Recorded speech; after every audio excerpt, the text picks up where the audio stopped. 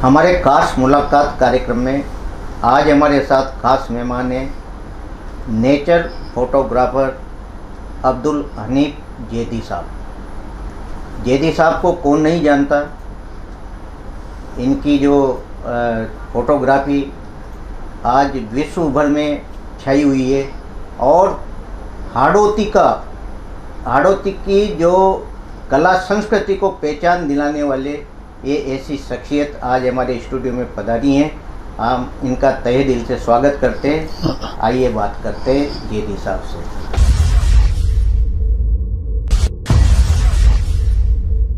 जैदी साहब, आपका हमारे स्टूडियो में बहुत बहुत स्वागत है।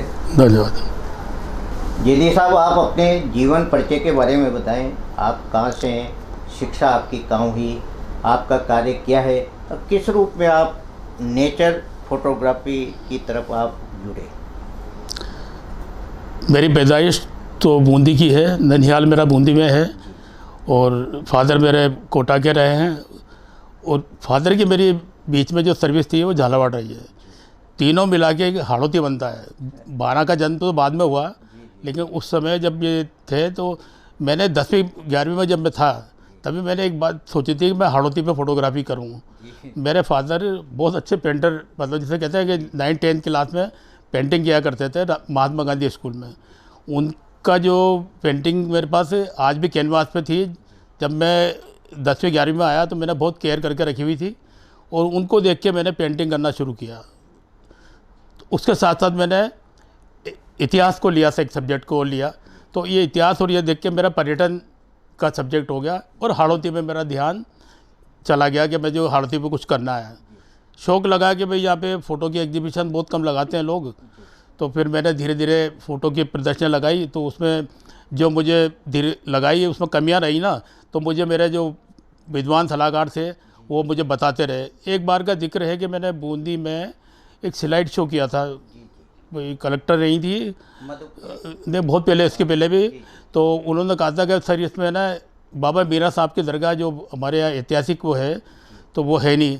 मैंने उस दिन उनकी नसीहत को लिया और स्लाइड शो में वो एक चीज़ लगाई। तो क्या है कि इन चीज़ का जो कमी रह जाती है तो वो आप जैसे लोग या विद्वान जो है ना उसको खाना पूर्ति करवाते हैं। और आज मेरे पास सक्षम जो है स्लाइड शो तैयार है और एक ही विषय पर नहीं, अनेकों विषयों पे पेंटिंग का जो जहाँ सवाल है। तो जो सब्जेक्ट मेरे हाई सेकेंडरी चला करता था उस टाइम हमारे ज़माने में, और 1968 में हमने कैमरा उठाना शुरू कर दिया।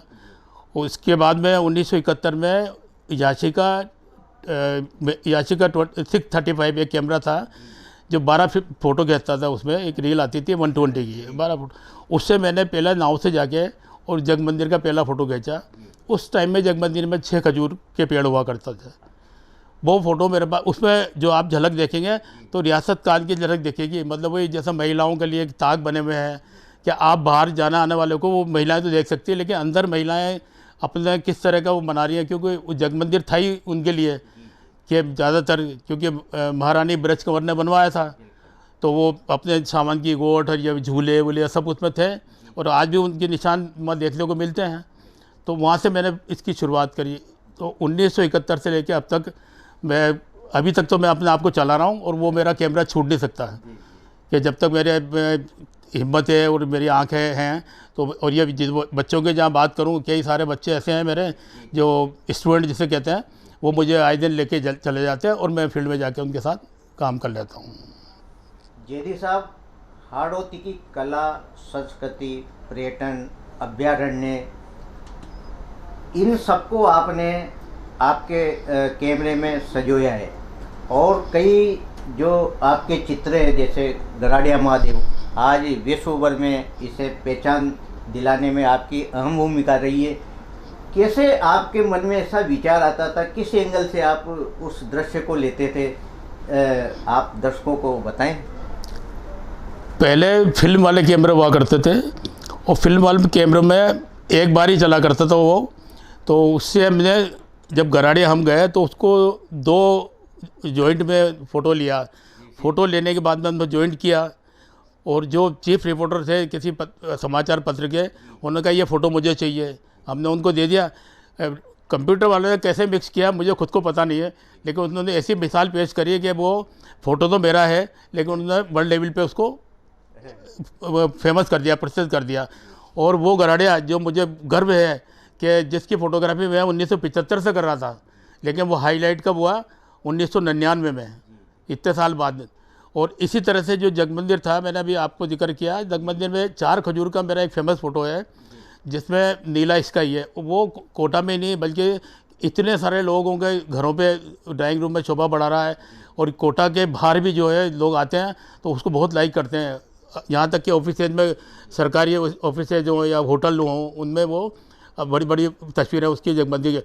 पर्यटन को ये चीज़ें बढ़ावा देती है। मुझे अपने उससे मतलब नहीं है कि मेरा नाम हो या नहीं हो, लेकिन कोटा का नाम होता है तो मुझे बड़ी खुशी होती है। जेडी साहब, वास्तव में पर्यटन के क्षेत्र में आपकी जो नेचर फोटोग्राफी वह वाकई में काबिलियत है। आज मतलब राज्य में या अन्य प्रांतों में आपके जो खींचे गए फ़ोटो वहाँ शोभा बढ़ा रहे हैं।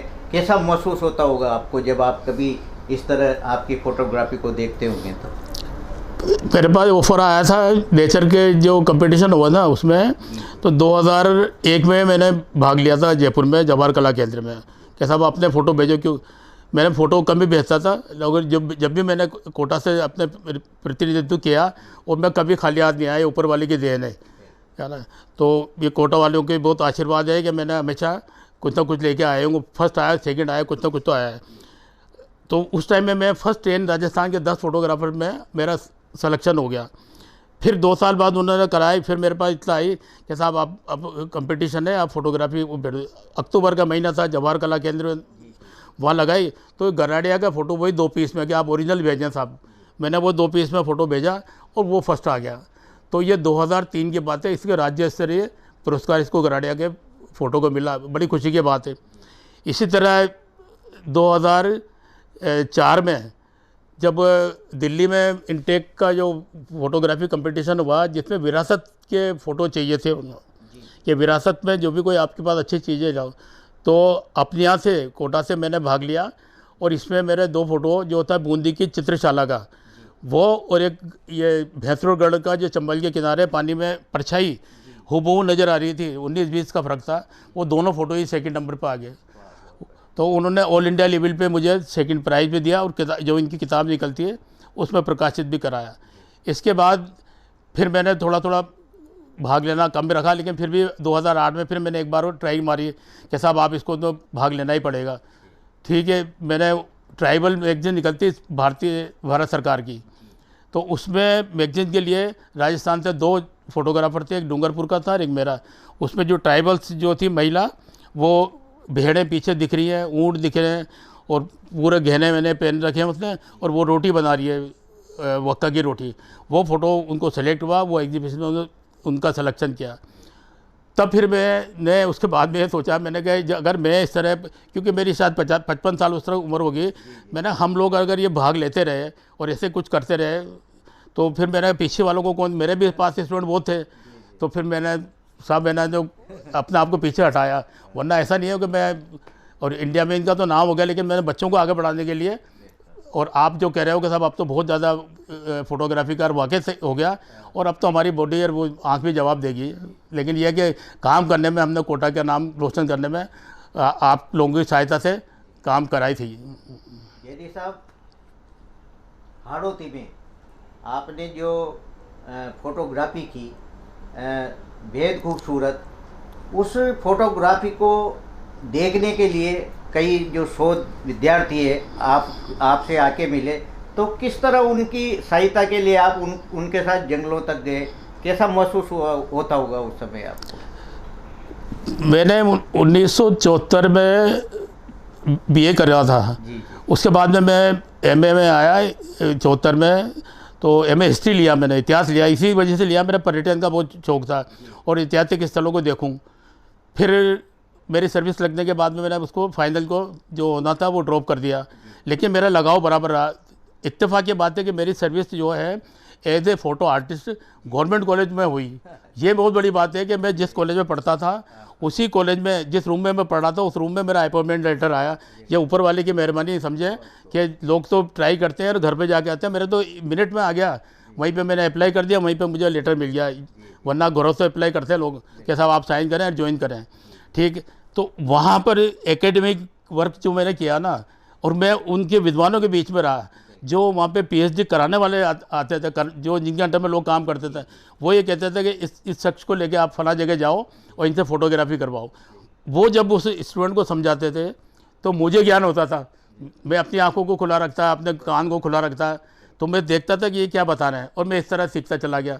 तो पर्यटन को मैंने इस तरह सीखा, पढ़ा भी है, एमए भी किया, ड्राइंग पेंटिंग में मैंने एमए किया।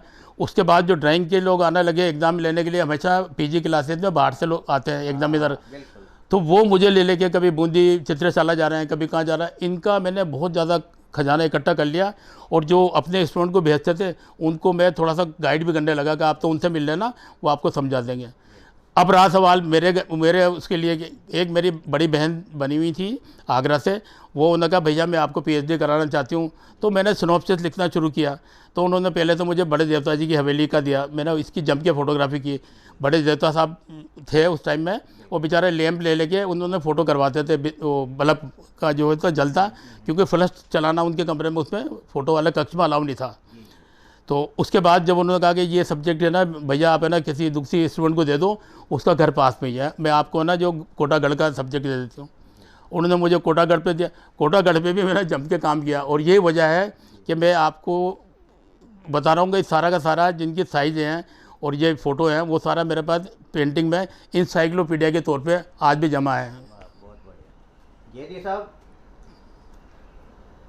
बूंदी शैली, कोटा शैली, इनकी भी आपने फोटोग्राफी की, कई स्लाइड शो किए। बूंदी में विदेशी पर्यटक बखूबी आते हैं, और बूंदी महोत्सव के तहत जब वहाँ के तत्कालीन कलेक्टर मधुकर गुप्ता जी थे, उन्होंने आप के साथ मंच साझा करके किस तरह की फोटोग्राफी को आगे लाना चाहिए थे वो? अब क्या पता, आपने मेरी पुरानी बातों को याद ताज़ा कर दी साहब। उन कलेक्टर तो क्या है मेरे लिए तो बहुत बड़े, वो जैसे कहते हैं ना कि कला प्रेमी रहे हैं। उन्होंने मेरा एक शो देखा था बिनानी सभागार कोटा में, स्लाइड शो देखा। उसके बाद उन्होंने कहा कि जैदी तुम मुझे कोटा व बूंदी आके मिलना।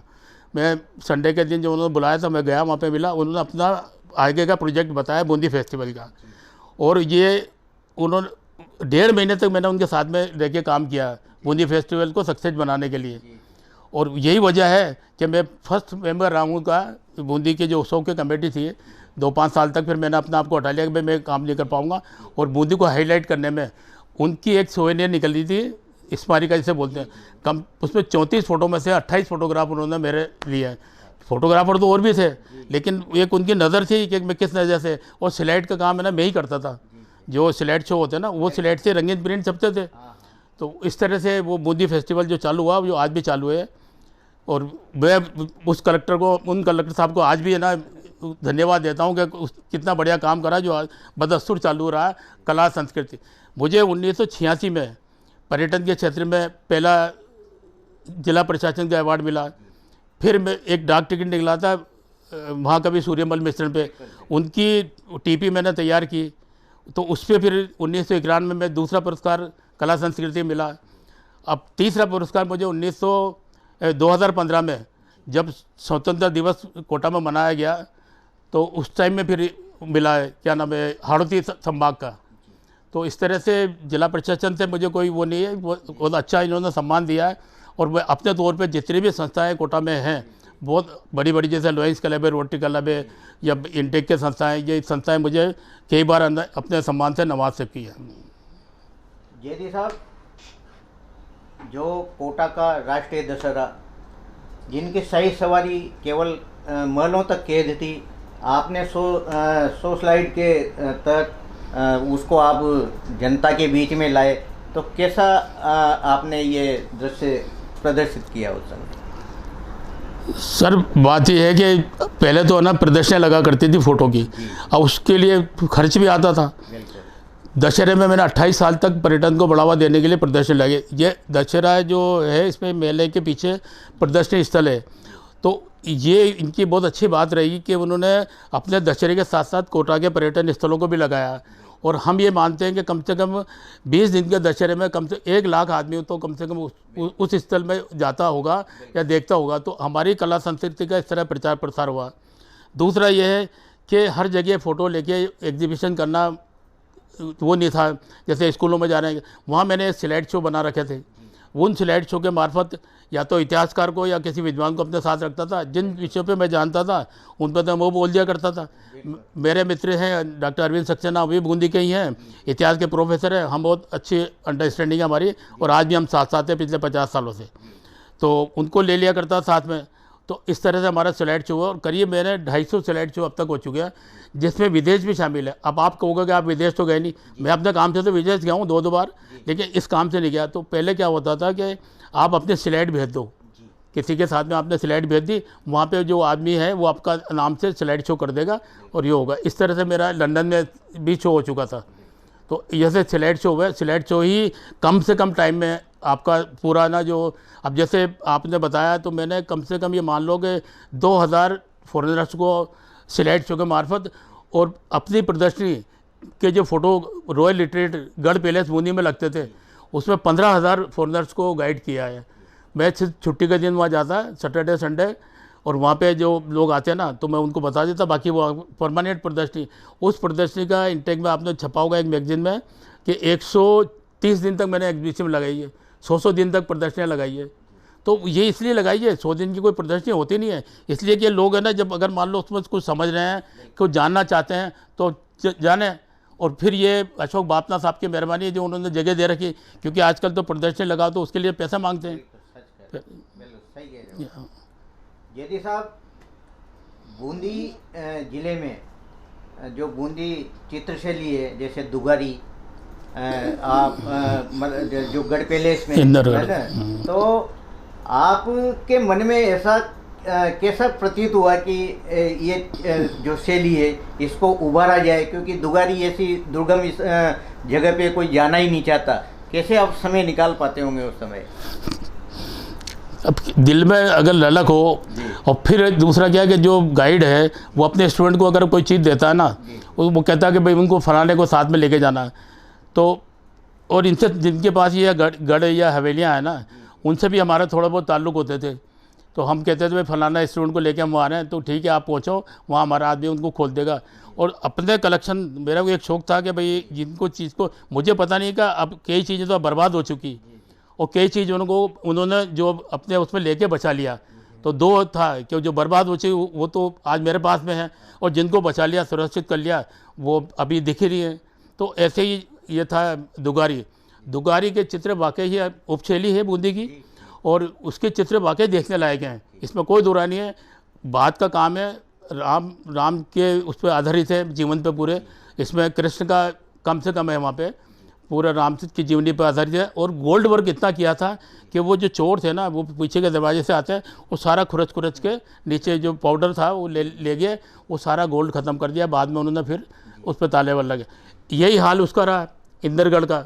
इंदरगढ़ की भी पेंटिंग में बहुत फ़र्क है, दुगारी के मुकाबले इंदरगढ़ की पेंटिंग थोड़ा सा कम है और अर्लियर टाइम की है, वो ज़्यादा पुरानी नहीं है। जिस तरह से है ना, जो झालावाड़ की जो पेंटिंग है वो 150-200 साल के बीच की है, लेकिन क्या झालावाड़ की पेंटिंग भी इतना कम टाइम की है ना, बहुत सेफ़ है। वहाँ पे क्योंकि कलेक्ट्री चली, वहाँ पे इस तरह का नहीं हुआ जो बाहर के असामाजिक तत्वों को मौका मिले कि अंदर जाके खरीद ले, सब ताले में बंद थी वो। तो ये वजह तो इनकी रही। फिर PhD के स्टूडेंट के साथ में काम किया, तो उनको मैंने कलेक्शन में फ़ोटो लिया, फ़ोटो लेके उनको देता रहा, अपना संग्रह भी तैयार करता रहा, तो मुझे उसकी भी स्टडी होती रही। और दुगारी में पेंटिंग का ही नहीं है, बल्कि कनक सागर भी वहाँ का देखने लगेगा, बहुत सुंदर है प्रवासी पक्षियों के लिए। जी साहब, फोटोग्राफी, नेचर फोटोग्राफी में आपका एक जुनून था। इस जुनून के पीछे आपने अपने परिवार को भी, अपनी पत्नी को भी पीछे रखा। क्या वाकया था वो हमारे दर्शकों को सुनाए? बात तो कुछ नहीं किया, मैं अपने मेरा गरीब परिवार से था शुरू से ही। पहले तो मेरे कच्चे मकान थे, कच्चे घर थे, उसमें मतलब जिसे हम देसी में ना गोवाड़ी, नोरा और जाग, ये हमारी देसी बूंदी की बोलियाँ थी। तो हमारी मकान जो थे, जो बाहर का बड़ा दरवाज़ा, अंदर जो मकान होते थे कच्चे पक्के, वो गुआड़ी कहलाती थी। तो गुआड़ी में पैदा हुआ, तो धीरे धीरे दो पहिए की गाड़ी ली, शादी हुई। अब अगर मान लो बूंदी उनका वो था पियर, बूंदी मेरा भी वो ननियाल था। आए दिन त्यौहार मनाने जा रहे हैं। अब जैसे आप हंसी की बात करेंगे तो मैं दिवाली पे जो होता है ये इनकी पूजा है, बैलों की पूजा दिवाली के बाद आती है, गोवर्धन पूजा ये होती जो। तो एक दिन मैं वाइफ को लेके जा रहा था, तो उसकी पूजा के फ़ोटो तो वो कहने लगी कि भाई जहाँ पे भी वो देखती हैं ऐसे मारना है और पूजा है, तो क्या वो आपके रिश्तेदार आ गए। तो भैया यहीं से ही कभी रेवारी जा रहे हैं, कभी गढ़िया लोहार मुझे दिखते हैं, तो क्या वो आपके रिश्तेदार, मतलब वो आगे रह के मुझे वो करती थी कि जाओ आप फ़ोटो लो, है ना। एक बार स्कूटर आगे निकल गया, उनको छोड़ दिया मैंने।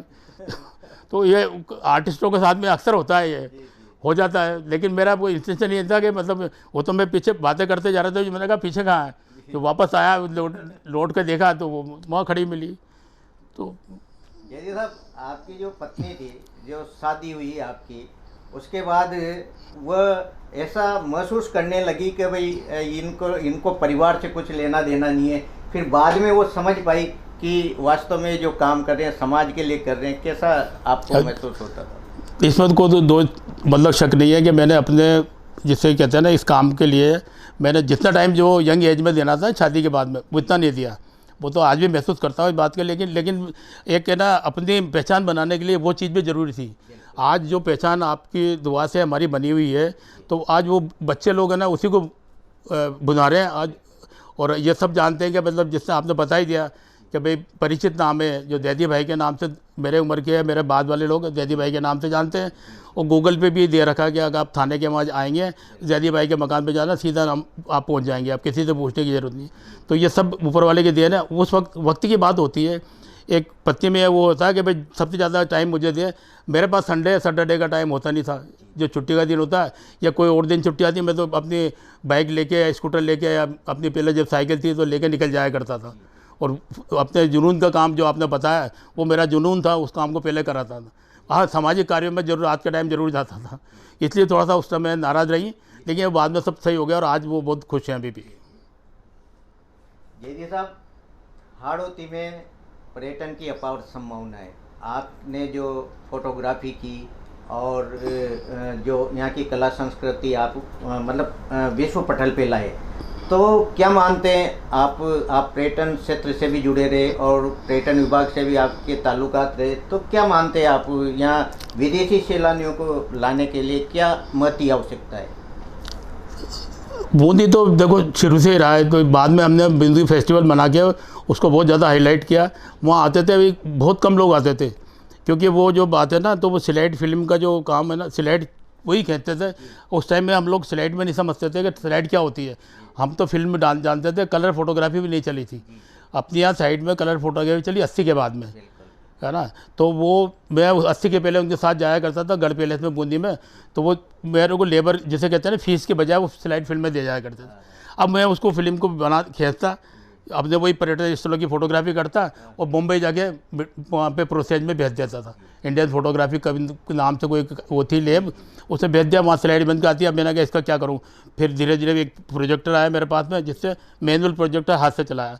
बाद में फिर जब इलेक्ट्रिक प्रोजेक्टर आया जो रिमोट से चलता था, फिर अब तो ये इसकी ज़रूरत ही नहीं रही स्लाइड की, अब सारा इस पर आ गया।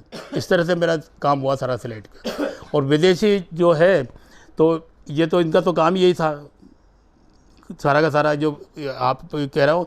तो बूंदी में 1996 के बाद में जिस तरह से बूंदी ने और ज़्यादा तेज़ी पकड़ी है और इतना आया, लेकिन क्या हम लोग थोड़ा सा पीछे रह गए। इसकी वजह कि वहाँ का जो रिपोर्ट वो है एजेंट, कहाँ के दिल्ली में जो बैठे हुए हैं, वो कोटा में रुकने देना नहीं चाहते उनको। यानी रेलवे स्टेशन से सीधा उदयपुर या बूंदी, हाँ, वो तो बूंदी भी नहीं दिखाना चाहते हैं। रेलवे स्टेशन पे उनकी बसें लग जाती हैं और सीधे जो लो फ्लोर बसें हैं वो सीधे उदयपुर ले जाते हैं। तो मेन कमी तो क्या हमारे में नहीं रही, कमी एजेंट वहाँ पर ये एजेंसीज में। वो एजेंसी अगर कोटा को दिखाए, फिर हमने उनसे कांटेक्ट किया, फिर आए तो सिर्फ कोटा डोरिया तक ले गए। भाई कोटा डोरिया लेके कोटा की हिस्टोरिकल बिल्डिंग्स है ये दिखाओ। तो अब फिर हमारे जो दरबार थे जो गुजर गया हमारा विराज सिंह जी, उन्होंने बहुत कन्वेंस किया और थोड़ा सा पर्यटन बढ़ा, वहाँ पे फिर इंडस्ट्री के लोग भी आने लगे, उन्होंने भी देखा और ये शूटिंग वूटिंग भी होना शुरू हुआ। जब आपकी जो पेंटिंग्स थी वो देख के फिल्मी दुनिया भी यहाँ तक पहुँची, तो क्या मानते हैं, कैसी महसूस हुआ आपको? ये तो इसमें तो वो सुभाष सोरल का भी रोल रहा है और उन्होंने भी, जैसे अशोक बापनाथ जी ने मुझसे एल्बम बनवाई, सुभाष सोरल जी ने एक एल्बम तो उन्होंने किसी डायरेक्टर को दे दी थी, एक फिर बनाए, बार बार मैं बीच बीच में फ़ोटो लिया। और ये जो इंडस्ट्री के जो डायरेक्टर हैं या लोकेशन देखने वाले लोग हैं, क्योंकि अभी मैं कई बार तो बीच में उनके साथ जाता हूँ, वो अपनी थीम बताते हैं कि हमें यहाँ घोड़ा दौड़वाने हैं, घोड़े को कुदाना है। अभी भी बीच में साल भर पहले कोई आया था, उनको मैं दिखाया, पहले तो वो कहने लगा कि ये लोकेशन हमारे घोड़े के अंदर पत्थर आएंगे। मैं पत्थर तो एक तरफ हटाए जा सकते हैं, और वो आप कुदाने की बात करो तो आप अलग से बना लोगे। एक चंबल में कोई यहाँ कूदना तो अलाउ है नहीं, जो डमी को कुदा दो आप, वो अलग से बने। उन्होंने फिर पसंद उसको अपने डायरेक्टर को, जो मेन डायरेक्टर था, उसको दिखाई। इतनी अच्छी लोकेशन लगी कि कम से कम वो, हम तो अलग आ गए थे, 1 घंटे तक वो बातचीत करते रहे। तो ये ऐसी जो चीज़ें हैं ना, तो इससे बढ़ावा मिला। इसमें सुभाष सोरल को जो मानते हैं, जब 2 फिल्में की 3 फिल्मों की शूटिंग यहाँ हो चुकी, और अब तक है ना जो कई चीज़ें जो है सीरियल वगैरह की शूटिंग हो चुकी, तो वो मैं अपने फ़ोटो की बात नहीं करता, बस वो जानते हैं कि फ़लाँ जगह के फ़ोटो कहाँ मिलेंगे, या वो गाइडेंस ले लेते हैं कि मुझे फ़लाना हवेली में कराना है।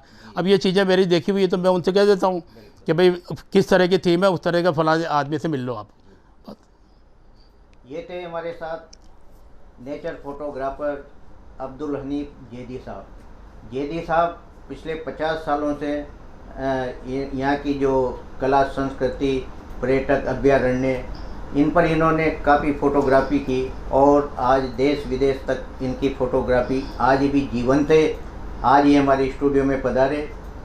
आपका बहुत बहुत धन्यवाद।